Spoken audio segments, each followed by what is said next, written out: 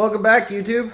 Welcome to 2026 from Toge Industry, at least. Been really busy at work and trying to save to build a shop, and so it's slow going. But today's video, we're going to rebuild the front end of the rx7. Mazworks sr22vet powered FC rx7. If you guys don't know. G35 660 turbo for boost labs, custom manifold, flex fuel, Haltech. If you guys don't know about that, go and check out the whole build series that I did last year on assembling the Mazworks engine and all that. We're not done either. Probably next couple of videos we're going to throw it on the dyno. It's in the middle of an E85 tune right now. When I get that perfected, we'll get it on the dyno, do some timing numbers, and get some figures for you guys. But today's video, we're gonna redo the front suspension. So, first thing, I went and got, I don't even know what it's called. I don't remember, but it's an engine stand, engine holder, I think is what Harbor Freight calls it. It normally has hooks coming down with chains, but I figured this is a better way for me. So I've got it bolted here. Turn on the light. I bolted on the head there, and again back there. And all this is going to do is hold the engine when we drop the subframe. The transmission's still connected, so half the weight is on the transmission, so it doesn't need to hold much. This 500-pound ratchet strap is fine, especially since the whole engine's only less than 400. But we got to take some things off in here. The charge pipe has to come off, and I might as well take the cold pipe off as well, because I need to get down to these fittings. 2 low pressure lines and 1 high pressure line. And I'm going to cap all those, so we don't have to drain the power steering fluid. I also have to undo the steering shaft, but that's really it. The steering shaft, the 3 lines, and then you can see the power steering or oil cooler lines, and some wiring is zip tied to the sway bar. I need to disconnect those. And then it's just 2 bolts on either side. And then we're going to kind of take off half of the stuff up here. Because I want to break the ball joints on the car, not off the car. If that makes sense. So let's get this car jacked up. Okay. Let's show you what I'm working with. First off, Acura TSX Type S Brembo big brake kit from JBL. It's really just the bracket. You have to source everything else. The Brembo, which is the same but different as a Evo and an STI. The internal design's a little different, and it's actually a smaller OD. That way you can fit a bigger brake kit or a bigger wheel. But we got stance, monotube inverted coilovers. As you can see, they're quite worn. They're like 18 years old, I think. Really good coilover, though. I'm going to just upgrade to their newer unit. And then I'll put it on the Evo 10 as well. Really, it's the best coilover I've ever been on. But we have, I think it's BF Goodrich stainless steel. But you can see this is where we get pretty crazy. Blown out sway bar bushings. I mean, the ball joint looks pretty okay, but it's like 100,000 miles on it, so. And then these bushings, which the other side's worse, but that bushing's blown out. You can see all the cracks in it. So we're gonna clean this up as well. So we're gonna drop the whole subframe, but I think I'm going to leave the coilover, the whole hub, and the Brembo, which need to be cleaned. They are filthy. Because, like I said, I want to break this ball joint and this ball joint in the car. I think it will be easier to break it loose here than out of the car. So I've got to start unbolting some things. Like I said, up top first, I think. And then we'll drop the subframe. I plan on powder coating the sway bars and at least the whole subframe as well. Because we're getting brand new, like these are already painted, I don't need to powder coat these. And then, you know, the outers are good. The inners will be covered and they're all painted. So really it's just this and the subframe. The subframe's pretty rusty right now and just dirty and grimy. So I think I'm going to powder coat all those things. So the video won't finish today, but for you guys, you'll see the finished product. Okay. Well, I had a friend here and we kind of just got carried away. As you can see, that wheel looks weird and nothing is under the engine. We got the full subframe out and tore apart. Got the old sway bar, end links, lower ball joints, the control arms, got the rack with the inner tie rods taken off, and then we got this filthy ass subframe. Some brackets as well that go on everything to hold the control arm and hold the rack. So I'm gonna take all this and take the sway bars and take them to a buddy, and he's going to drop them off at a powder coater for me. So, and they should be able to clean and sandblast and powder coat everything to protect it. Like, get in those crevices, get all the oil out, the sand and the grime from driving 38 years. And then we'll take these bushings off, which I think I'll just have to cut off. Not for sure. I think I can press those out. And then we put these in. We'll need to clean those. I want to clean everything. So that's kind of the next step. So yeah, we'll come back to that.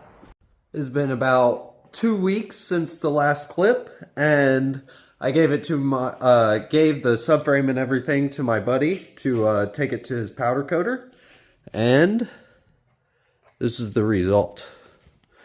So I cleaned these, just put them in a sink and scrubbed them. Powder coated the sway bar bushing, or the sway bar mount, both sway bars, the whole subframe. And then I went ahead and powdered these as well. And then those are the brackets that hold that. Still need to clean the rack a little bit. You can see it still looks dirty. But where I wanted to lay it out like this so you guys could see how it kind of gets assembled. Where the bushings go, where the ball joint goes. This goes underneath the control arm. This goes up top and bolts clamp it together. But man, this looks so good. I'm so happy. You know, we did the rear end a couple of years ago and didn't powder coat it, but it was almost a brand new subframe, so it didn't need powder coating and brand new arms from Parts by Max.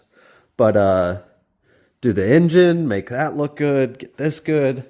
I really do wish I would have painted the bay, but I am a fabricator, I am not a painter, and I stay in my lane, and we don't have the money to paint the engine bay, so it will really stay like this until everything gets painted.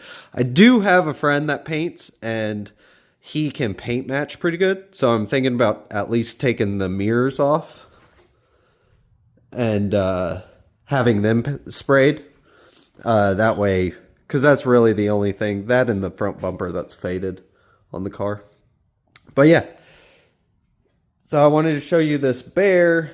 Next I need to press these bushings in, assemble the control arm all the way, and then we'll start assembling things on this subframe. and clean the rack.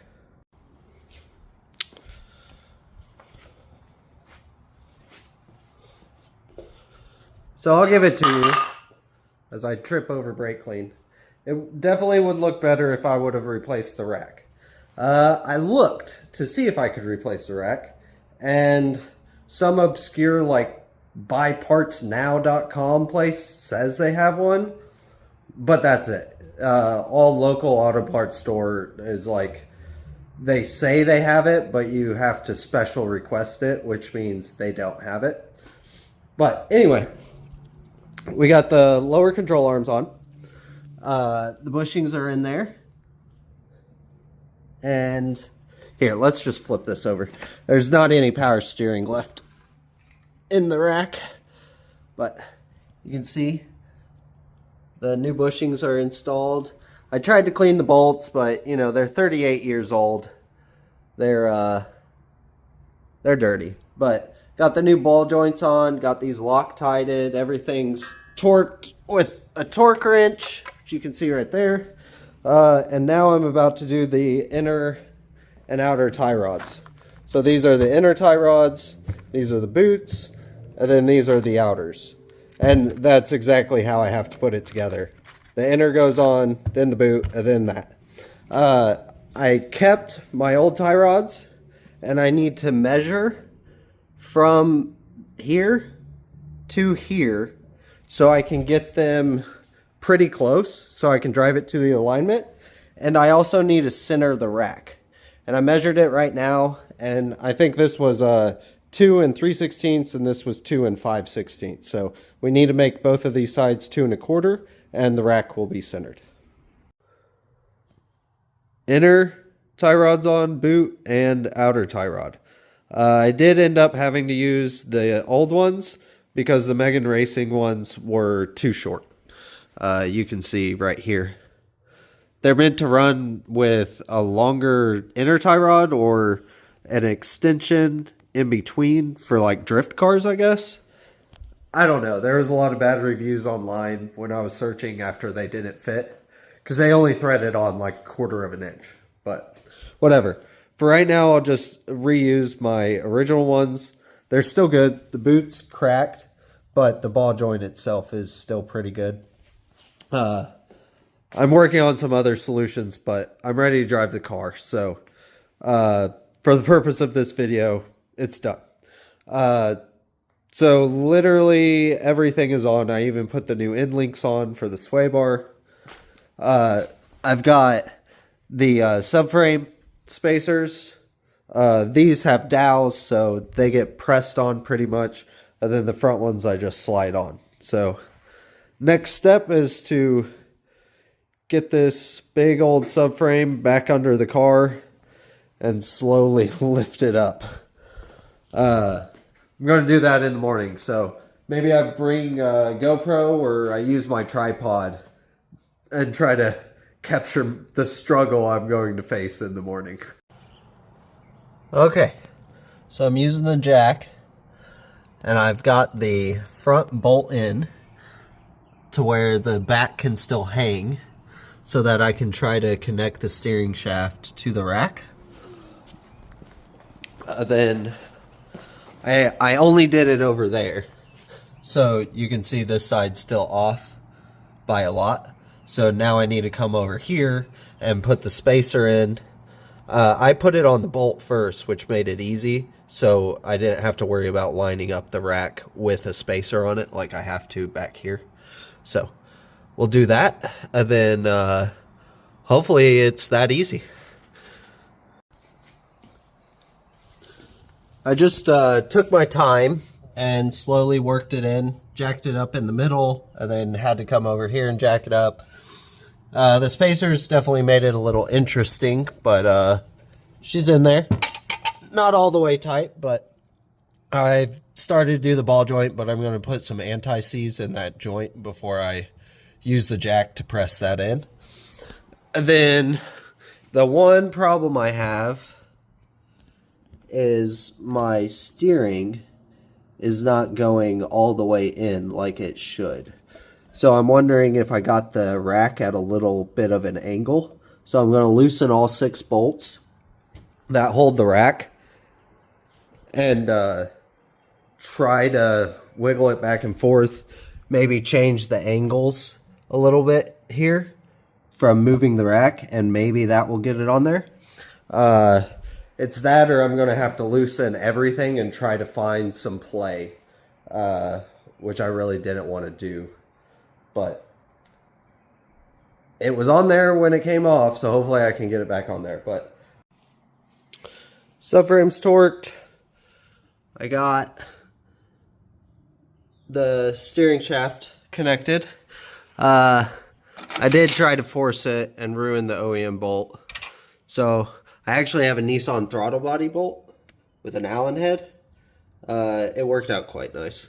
I had to loosen the rack. It was at the wrong angle. So once I loosened it, I just wiggled the steering shaft and it slid right down. So, yeah, we just have to tighten the motor mounts, put the 3 power steering lines back on, and bolt the sway bar on. Oh, and then do this, but just a couple of bolts and it's all done. So, yeah, pretty good. I think we'll come back to the new spacers and the car pulled out. Okay, so I took it to alignment, got the spacers machined, and I'm still editing the video, so I figured I'd give you the look with the new spacers and the center caps and all that. So rear is exactly the same, but front's 1/4 inch wider. Looks good. I wasn't for sure about the center caps at first, but they've grown on me. I like them. Better than just a hole there.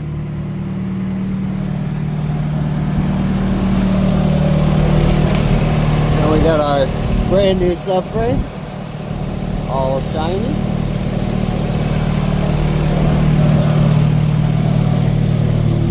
That's not mine, don't worry about that. But yeah, so I'm doing my dad's truck. I've got to change some brake pads on it. But yeah, I just figured I'd give you guys a final look. The 7. This thing is beautiful. Love it. Yeah, like right here, that wheel looks so much better with a center cap on it. Anyway, see you guys next time. For you guys who stayed till the end, this is to be continued.